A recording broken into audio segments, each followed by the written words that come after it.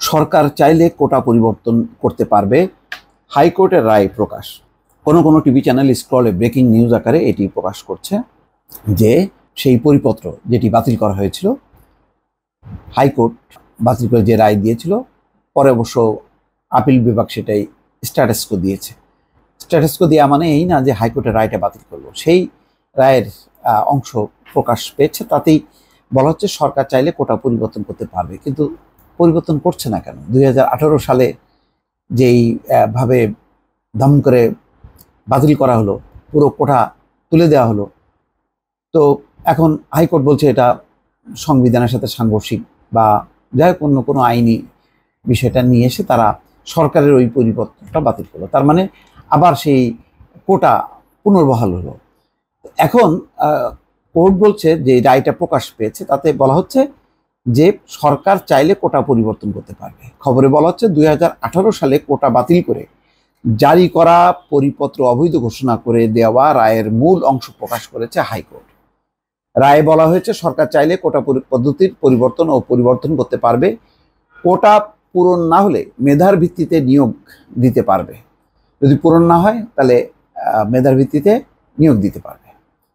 বৃহস্পতিবার বিচারপতি KM কামরুল কাদের ও বিচারপতি খিজির হায়াতের হাইকোর্ট বেঞ্চ এই রায় প্রকাশ করে। তারপরে ওই রায়ের উপরে আপিল বিভাগ গতকালকে স্থিতাবস্থা জারি করেছে। তার মানে মুক্তিযোদ্ধা কোটা বাতিলের পরিপত্র বহাল থাকবে, এটা নিয়ে কনফিউশন আছে।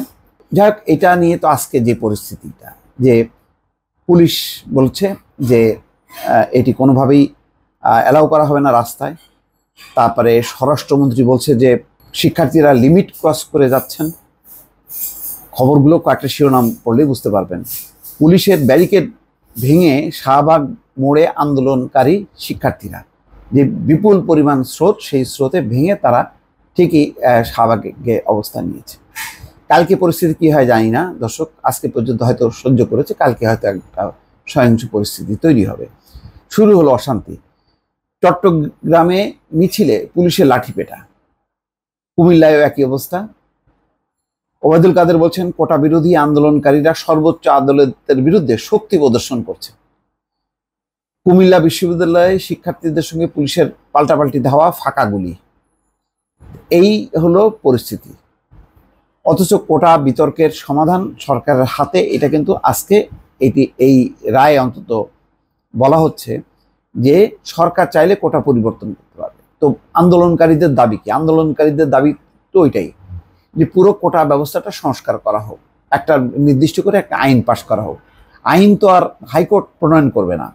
হাইকোর্ট দেখবে যদি আইনের সাথে সংবিধানের কোনো আইনের বা ধারার যদি সামঞ্জস্য হয় বা পরিপন্থী হয়, তখন তারা একটা রুল দিতে পারে। কিন্তু পুরো নীতি নির্ধারণী কাজটা এটা তো সরকারকেই করতে হবে, নির্বাহী বিভাগকে করতে হবে। এবং এই ব্যাপারে তো শিক্ষার্থীরা বলছে যে একটা কমিশন করেন, সবাইকে নিয়ে কমিশন করে আলাপ আলোচনা করে 2 মাস বা 3 মাস সময় দিয়ে একটা কমিশন করে সেটি সংসদে আইন পাশ করলেই হয়ে গেল। ওই সেই 30 ভাগ মুক্তিযোদ্ধা কোটা, যেই মুক্তিযোদ্ধারা এখন হলো অনেক বয়স, তাদের সন্তানরাও চাকরির প্রবেশের সময়সীমা তাদের শেষ হয়ে গেছে, এখন যদি ওইটা রাখা হয় তাহলে ওদের নাতিপুতি দিয়ে ভরতে হবে। তো নাতিপুতিরা তো আর বলা হয়নি। আর নাতিপুতিদের যদি সুবিধা দিতে হয় তাহলে সরকারের অনেক স্কিম আছে, স্কিম করুক, মুক্তিযোদ্ধাদের নাতিপোতা নামে একটা স্কিম করতে পারে।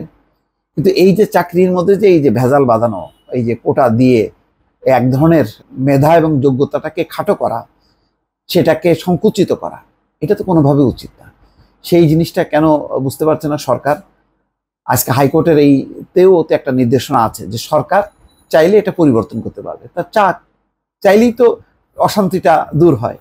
এই যে পুলিশের সাথে লাঠি পেটা, হুড়োহুড়ি, এটা তো করার দরকার নেই। কেন এই সমস্তগুলি সরকার নিজের কাঁধে নিয়ে আসছে? আমার কাছে পরিষ্কার না। ভালো থাকবেন, আল্লাহ হাফেজ।